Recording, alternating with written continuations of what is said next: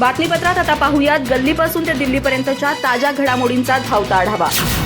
सध्या अमेरिकेत सर्वाधिक चर्चेचा विषय म्हणजे गव्हर्नमेंट शटडाऊन। अमेरिकेतील काँग्रेसनं 31 ऑक्टोबरपूर्वी सरकारचा निधी मंजूर केला नाही तर सरकारच्या अनेक खात्यांचं काम तात्पुरतं थांबेल। गोल्डमन सॅक्सचं म्हणणं आहे की काँग्रेसनं 30 सप्टेंबरपूर्वी हा प्रस्ताव मंजूर केला नाही तर 1 ऑक्टोबरपासून सरकारचं काम ठप्प होऊ शकतं। यूएस फेडरल सरकारमध्ये काँग्रेस आर्थिक वर्षात 438 सरकारी एजन्सीसाठी निधीचं वाटप करतं, जे 30 सप्टेंबर रोजी पूर्ण होतं। आर्थिक वर्षाच्या सुरुवातीला खासदारांनी हे विधेयक मंजूर केलं नाही तर सरकारी यंत्रणांकडे काम करण्यासाठी पैसे नाहीत आणि त्या बंद कराव्या लागतील। खासदार आणि उजव्या विचारसरणीच्या रिपब्लिकन नेत्यांमधील वादामुळे निधीच्या प्रस्तावावर चर्चा होत नाही। यूएसमध्ये 1981 पासून 14 शटडाऊन झालेत। याआधी डिसेंबर 2018 ते जानेवारी 2019 दरम्यान 34 दिवस शटडाऊन होतं। एकनाथ शिंदे यांच्या वडिलांनी शिवसेना स्थापन केली का अशी बोचरी टीका ठाकरे गटाचे नेते संजय राऊत यांनी केली होती। यावर शिंदे गटाचे नेते आणि मंत्री गुलाबराव पाटील यांनी त्याला प्रत्युत्तर दिलंय। शिंदेंच्या वडिलांनी शिवसेना स्थापन केली नाही, पण मग संजय राऊतांच्या वडिलांनी शिवसेना स्थापन केली का असं सडेतोड उत्तर त्यांनी दिलंय। तुमच्या हातात सत्ता आहे म्हणून मनमानी चालणार नाही। शिवसेना शिंदेंच्या वडिलांनी स्थापन केली होती का?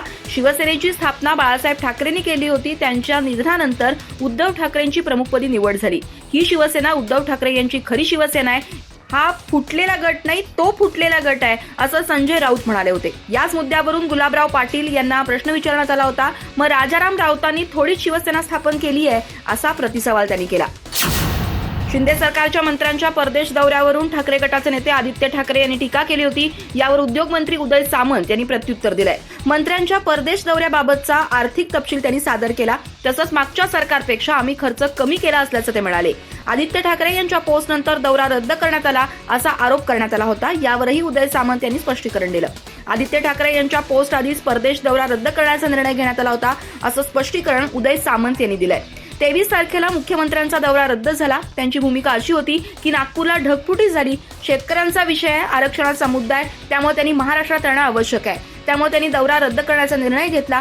कुणाच्या ट्विटमुळे हा दौरा रद्द झाला नाही असं स्पष्टीकरण त्यांनी दिलंय।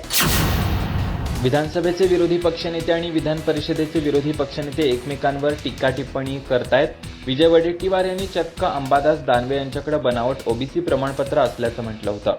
वडेट्टीवार म्हणाले होते की राज्याच्या विधान परिषदेचे विरोधी पक्षनेते अंबादास दानवे हे मराठा आहेत। त्यांनी ओबीसीची प्रमाणपत्र आणि व्हॅलिडिटी घेतली आहे। आतापर्यंत मराठवाड्यात 28 लाख लोकांना पैसे घेऊन जात प्रमाणपत्र व्हॅलिडिटी देण्यात आले। हे काम झपाट्यानं सुरू असल्याचा आरोप त्यांनी केला होता। तर विजय वडेट्टीवार यांनी केलेले आरोप खोटे आहेत। असं कोणतंही प्रमाणपत्र माझ्याकडे नाही।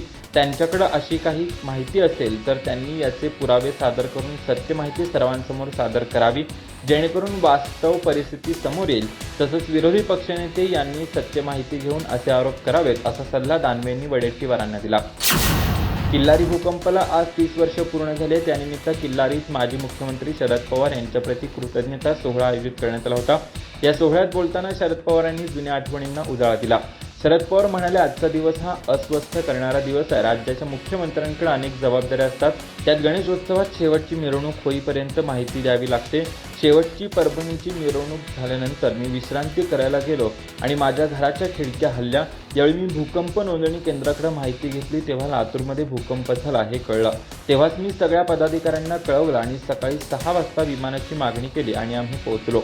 आम्ही बघितलं तर आम्हाला किल्लारी दिसली नाही, निसर्गाची अवकृपा झाली होती।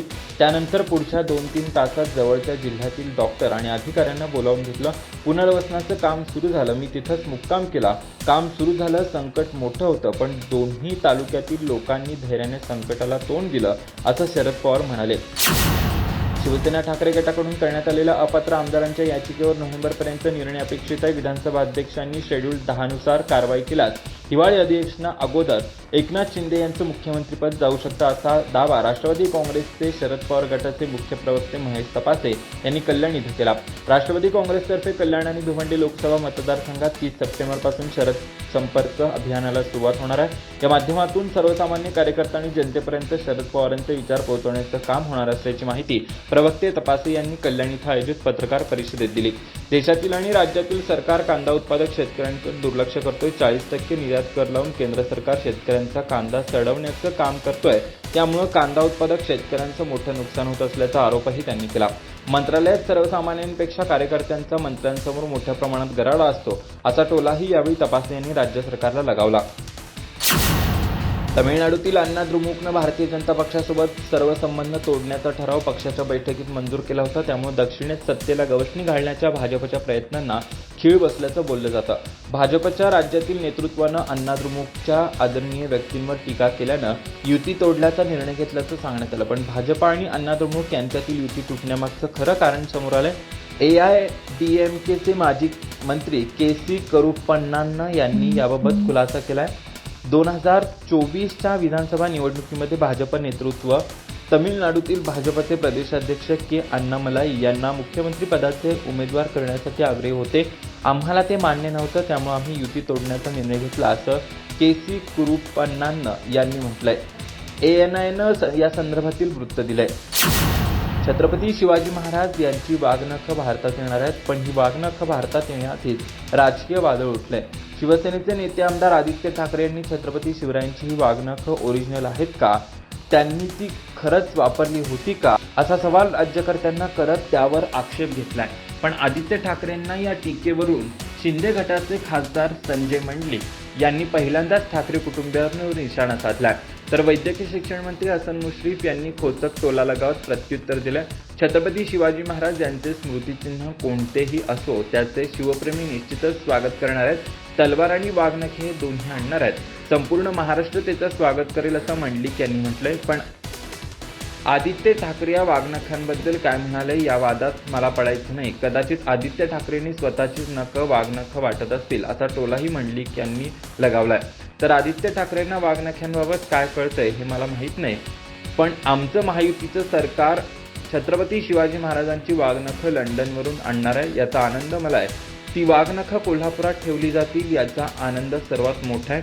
सुधीर मुनगंटीवार हे इतिहास जाणून घेतल्याशिवाय असं पाऊल उचलणार नाहीत. महाराजांनी वापरलेली वाघनखं आणली जातील याची मला खात्री आहे असा विश्वास मुश्रीफ यांनी व्यक्त केला.